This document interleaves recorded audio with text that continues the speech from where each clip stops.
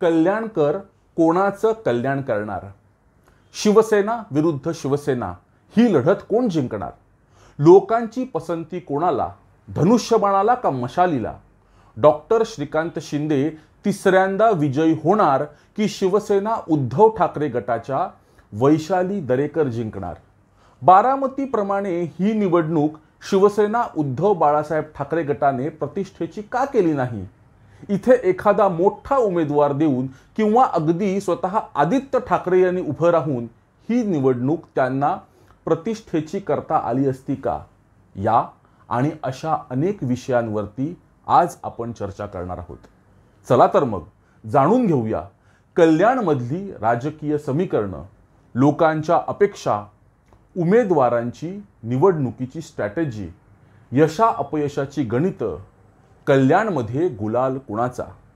अर्थातच हा व्हिडिओ म्हणजे एक्झिट पोल वगैरे मुळीच नाही आहे. वेगवेगळ्या सोर्सेसनी आलेली माहिती, इन्फॉर्मेशन कंपाईल करून ती केअरफुली ॲनलाइज करून लोकांची मतं जाणून घेत कल्याण लोकसभा मतदारसंघाबद्दल आपण एक विश्लेषण करत आहोत. नमस्कार मंडळी, मी अनिरुद्ध आणि तुम्ही बघत आहात दर्पण. दर्पण एक परिपूर्ण विश्लेषण. अंबरनाथ, कल्याण पूर्व, उल्हासनगर, कल्याण ग्रामीण, डोंबिवली आणि कळवा मुंब्रा अशा एकंदरीत 6 विधानसभा मतदार क्षेत्राचा मिळून कल्याण हा मतदारसंघ तयार झालेला आहे. 6 पैकी 5 मतदारसंघात महायुतीचे आमदार तर कळवा मुंब्रा येथून जितेंद्र आव्हाड NCP शरदचंद्र पवार गटातर्फे निवडून आलेले आहेत. बऱ्याच काळा अगोदर प्राध्यापक रामभाऊ कापसे यांच्यानंतर हा मतदारसंघ शिवसेनेच्या वाट्याला आला किंवा त्यांनी तो मागून घेतला. 2014 आणि 2019ला डॉक्टर श्रीकांत शिंदे हे येथून अतिशय कम्फर्टेबल मार्जिनने जिंकूनही आले. डॉक्टर श्रीकांत शिंदे हे जरी मुख्यमंत्री एकनाथ शिंदे साहेब यांचे चिरंजीव असले तरी कल्याण मतदारसंघात त्यांनी व्यक्तिशः लक्ष घालून खूप कामं केलेली आहेत. या मतदारसंघातील रस्त्याच्या, पाण्याच्या अनेक समस्या डॉक्टर शिंदे यांनी स्वतः लक्ष घालून बऱ्याच अंशी सोडवल्या देखील आहेत. 2019च्या निवडणुकीमध्ये डॉक्टर श्रीकांत शिंदे यांना डोंबिवलीमधून जवळपास 1,12,000 मतं मिळाली होती आणि कल्याण ग्रामीण येथून 1,26,000हून जास्त मतदान त्यांना झालं होतं.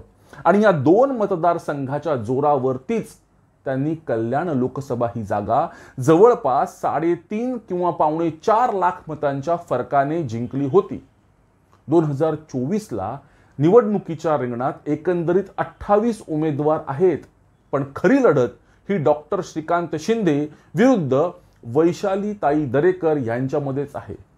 नाही म्हणायला अभिजित बिचुकले यांनी सुद्धा इथून अर्ज भरलेला आहे. वैशालीताई दरेकर निवडणुकीपूर्वी मनसेमधून शिवसेना उद्धव बाळासाहेब ठाकरे गटामध्ये आल्या.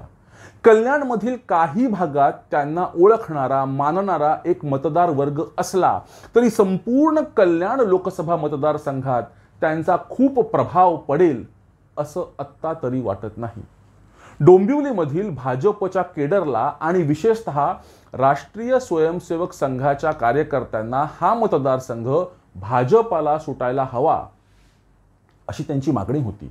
इथून श्रीकांत शिंदे यांची उमेदवारी जाहीर झाल्यानंतर काही अंशी हा वर्ग नाराज देखील होता, परंतु डोंबिवलीमधील भाजपाचे आमदार रवींद्र चव्हाण यांनी नाराज मंडळींची व्यक्तशः समजूत घालण्यात त्यांना यश मिळालेलं आहे अशी इथे चर्चा आहे.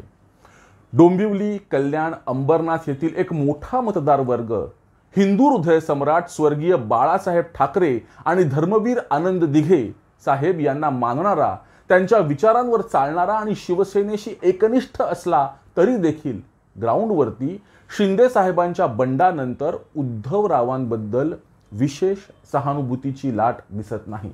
So then what is the final conclusion? Rajsaheb Thackeray यांची सभा, देवेंद्र फडणवीस, एकनाथ शिंदे यांच्या सभा, रोड शोज, कार्यकर्त्यांचा सुनियोजित प्रचार, विकासाला हिंदुत्वाची जोड आणि काल मोदीजींनी डॉक्टर श्रीकांत शिंदे यांच्यासाठी कल्याणमध्ये घेतलेली मोठी सभा, हे सगळं कॉम्बिनेशन एकत्र केलं तर कल्याणचा पेपर डॉक्टर श्रीकांत शिंदे यांना आज तरी मुळीच कठीण वाटत नाही. मग एक प्रश्न अजूनही अनुत्तरित राहतो की बारामतीप्रमाणे कल्याणची जागा शिवसेना उद्धव ठाकरे गटानं प्रतिष्ठेची का केली नाही? डॉक्टर शिंदे यांना मुद्दाम सेफ पॅसेज दिला गेला का? म्हणजेच त्यांच्यासमोर मुद्दाम जाणून बुजून कडवं आवाहन उभं केलं गेलं नाही का? आणि ही निवडणूक मुद्दामच प्रतिष्ठेची केली गेली नाही का? आणि त्याच्या बदलात आदित्य ठाकरे यांना विधानसभेच्या निवडणुकीमध्ये वरळीमध्ये असाच सेफ पॅसेज शिंदे साहेबांकडनं एक्सपेक्टेड असेल का? मित्रांनो, हे सगळे आराखडे आपण जरी मांडत असलो तरी विजयश्रीची माळ कोणाच्या गळ्यात पडणार आहे? विजय कोणाचा होणार आहे?